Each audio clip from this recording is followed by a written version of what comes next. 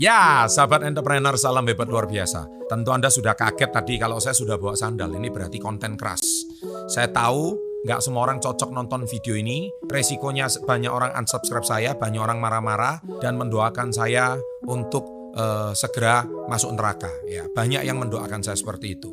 Tapi nggak apa-apa. Bagi saya secara pribadi, saya selalu memberikan sudut pandang yang tidak pernah diajarkan di sekolah. Saya berani memberikan sudut pandang yang tidak pernah diajarkan di universitas, bahkan di keluarga kamu. Nah, video kali ini saya akan memang sengaja buat. Kenapa Anda tetap dirancang untuk tetap miskin seumur hidup? Anda tetap dirancang untuk tetap bermasalah finansial seumur hidup. Saya akan membagi video ini jadi 3 bagian. Nah, kali ini saya akan membuat dulu dari bagian yang pertama. Jadi bagian yang pertama itu adalah ketika saya kecil saya selalu diajarkan oleh, ini kisah masa kecil saya. Ayah saya selalu mengajarkan tentang, Chandra, kamu suatu hari kalau sekolah, papa nggak menuntut kamu itu untuk sekolah sampai juara. Kalau juara ya puji syukur alhamdulillah. Tapi kalau kamu tidak juara, tidak masalah. Karena yang terpenting setelah kamu tamat nanti, syukur-syukur dapat beasiswa. Kalau nggak dapat pun juga nggak apa-apa. Tapi yang paling penting, papa memberikan kamu pendidikan mental. Papa tidak mewariskan kamu ilmu kekayaan. Papa tidak mewariskan kamu harta. Papa juga tidak mewariskan kamu bisnis. Tapi mewariskan kamu ilmu. Itu yang selalu diajarkan oleh papa saya. Dan akhirnya benar, dan papa saya selalu berpesan itu yang kedua, yaitu ketika kamu nanti besar, ketika kamu tamat kuliah, kamu boleh bekerja dengan orang lain, kamu boleh menjadi karyawan orang lain, tapi jangan lama-lama. Kamu cuma curi ilmunya, ambil ilmunya, setelah itu bangun bisnismu sendiri, bangun kerajaanmu sendiri. Nah, itulah kata-kata ayah saya yang pertama, dan inilah statement dari bagian pertama. Nah, itulah cerita dari bagian pertama, sekarang bagian yang kedua.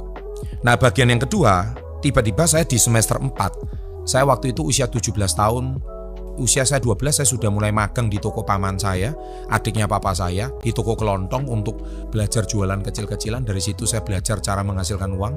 Usia 17 saya harus menjadi guru les privat karena saya harus menafkahi diri saya sendiri. Dan usia 19 saya tiba-tiba ikut sebuah seminar. Nah, di seminar inilah saya belajar mempertajam statement ayah saya tadi. Kalau ayah dan papa saya tadi mengajarkan kepada saya bahwa sekolah tinggi boleh, tetapi ketika Anda bekerja sebagai karyawan jangan lama-lama dan kamu harus buka usaha sendiri. Nah, di statement inilah saya dipertajam dari seminar ini. Nah, seminar ini bernama Yes I Can. Nah, seminar Yes I Can ini namanya juga Yes Saya Bisa. Mengajarkan bahwa saya harus mematahkan kata-kata saya tidak bisa. Saya harus mengatakan kata-kata saya tidak mampu, saya tidak mungkin. Itu semua kata-kata dipatahkan. Saya diajarkan untuk semua saya pasti bisa. Nah, di seminar ini mengajarkan saya tentang arti bagaimana mengusir keraguan-raguan. Dan yang terpenting, saya diajarkan untuk mandiri. Saya tidak diajarkan untuk ketergantungan dengan orang lain. Saya diajarkan apa itu memanage uang. Saya diajarkan bagaimana saya berani memulai usaha saya yang pertama. Saya diajarkan untuk berani memulai mimpi saya. Yang mana sekolah merancang kita untuk kita jangan berani untuk bermimpi. Kalaupun berani bermimpi cuma teori. Karena ujung-ujungnya setelah tamat kita gunakan gelar sarjana kita untuk melamar pekerjaan. Bukan membuka lowongan usaha atau membuka perusahaan. Nggak ada. Kalaupun ada sekolah entrepreneur sekalipun, menurut saya itu tidak ada dirancang sedemikian rupa Anda harus membuka usaha Anda sendiri. Saya hari ini mau tegaskan bahwa sistem sekolah yang diajarkan selama ini memang merancang Anda untuk tetap miskin. Apa buktinya? Yang selalu diajarkan adalah perusahaan yang baru cuma menerima yang lulusan sarjana, IP minimal sekian, kalau bisa lulusan ini, nanti yang diterima seperti ini. Berarti sekolah saat ini itu sangat diskriminatif. Kenapa saya katakan diskriminatif? Karena syarat dan ketentuan berlaku. Tidak ada ceritanya kamu sekolah, melamar pekerjaan, kamu itu pasti langsung dirancang untuk menjadi seorang entrepreneur. Nggak ada. Bahkan sekolah saat ini merancang Anda untuk menjadi seorang karyawan. Sekolah itu penting tapi tidak cukup. Saya selalu bilang. Kenapa nggak cukupnya? Karena nggak cukup itu banyak ilmu. Kalau Anda mau jadi makmur, Anda mau jadi miliarder, itu tidak pernah diajarkan di sekolah. Terutama ilmu-ilmu keuangan, ilmu-ilmu finansial. Jangan pernah berharap Anda dapat di sekolah. Kenapa? Karena gurumu sendiri nggak ngerti masalah finansial. Gurumu sendiri aja suruh bisnis masalah investasi aja dia nggak paham. Gimana guru itu mau nurunkan pada muridnya? Tapi sekolah memang penting. Penting untuk apa? Keprofesian. Contoh, kalau Anda mau profesinya mau jadi arsitektur, ya kamu harus sekolah. Kalau kamu mau jadi dokter, ya kamu harus sekolah. Kalau kamu mau jadi kontraktor, ya kamu harus sekolah teknik sipil. Itu jelas untuk keprofesian. Tapi sekolah tidak cocok untuk orang yang mau jadi entrepreneur.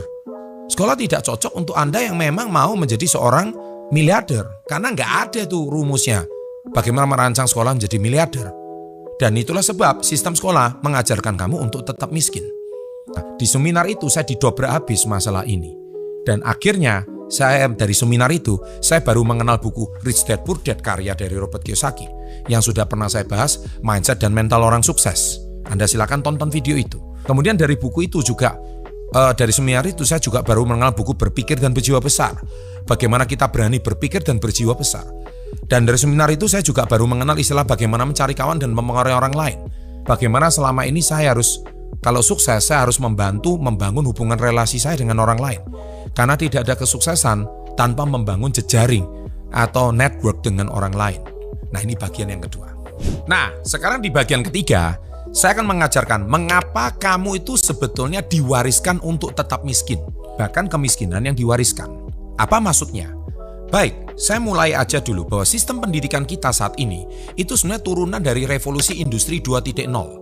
Saat ini kita udah tahu revolusi industri itu udah menjadi revolusi industri 4.0. Yang mana sekarang saat ini blockchain berkembang, Internet of Things berkembang, AI, artificial intelligence berkembang. Di mana revolusi industri 2.0, Henry Ford waktu itu baru saja menciptakan satu hilirisasi dan menciptakan satu sistem manufacturing. Jadi akhirnya Ford Company mulai mendirikan factory pertama ketika dari revolusi industri pertama. Tetapi yang kedua yaitu mulai pabrifikasi. Dan ketika membuat sistem pabrik itu membutuhkan banyak sekali karyawan dan tenaga kerja. Tapi jangan salah, sistem pendidikan kita saat ini itu masih mengadopsi sistem 2.0, yaitu menciptakan banyak lapangan pekerjaan baru untuk orang dipekerjakan di pabrik dan kantoran. Dan tahukah kalian, ini sistem sudah berumur 150-200 tahun di dunia dan tetap tidak diubah sampai saat ini. Ya, sistem ini sangat cocok untuk penguasa, di mana penguasa memang membutuhkan banyak massa, banyak orang untuk melakukan elektibilitas politik ketika diadakan pemilu setiap 5 tahun sekali. Dan mereka adalah para pemilih-pemilih tetap. Dan sistem dari penguasa itu yang diciptakan adalah memang membuat rakyatnya tetap miskin. Ambil contoh seperti program BLT, bantuan langsung tunai.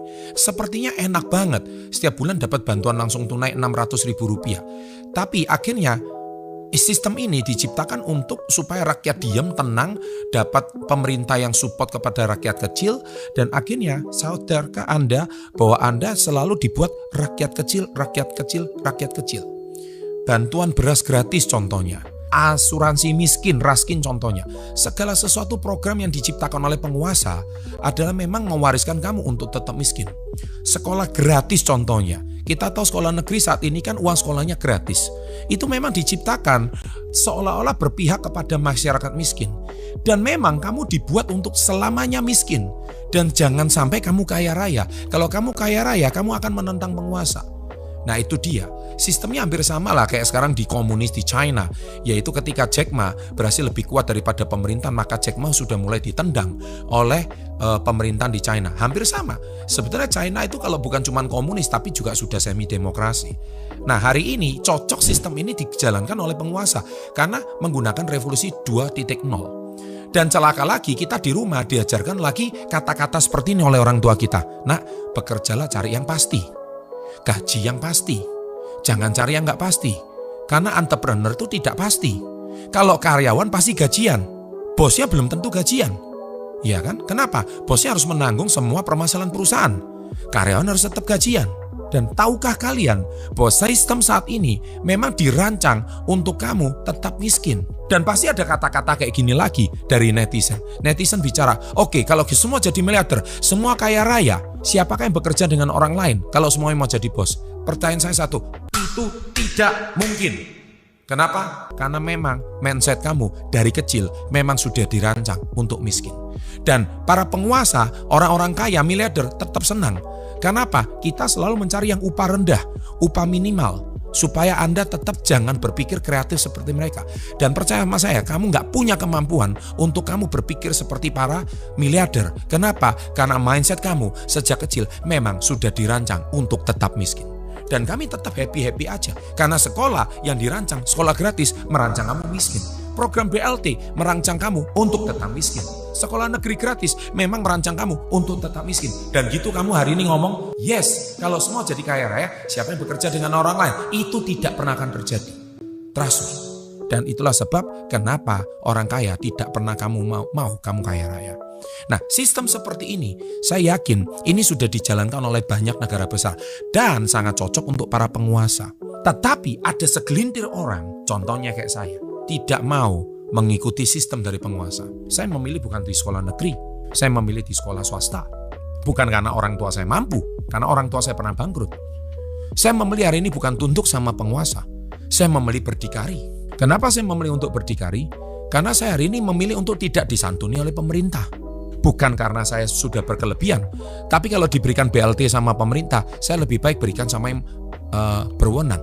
Saya memilih untuk tidak tunduk sama penguasa.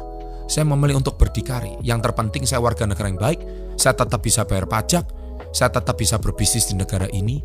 Dan itulah sistem yang ditanamkan di seminar di bagian kedua itu tadi. Oleh sebab itu, percaya sama saya, sebagus apapun saya membuat video ini, percayalah sama saya, kamu tetaplah miskin. Sukses untuk Anda, salam hebat luar